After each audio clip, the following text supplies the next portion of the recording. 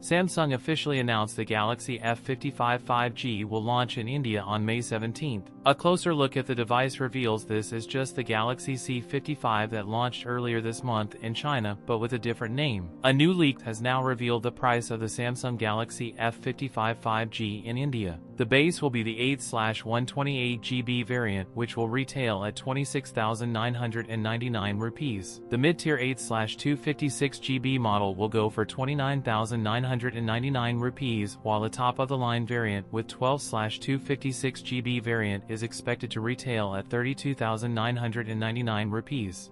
The prices closely match that of the Galaxy M55 5G in the Indian market.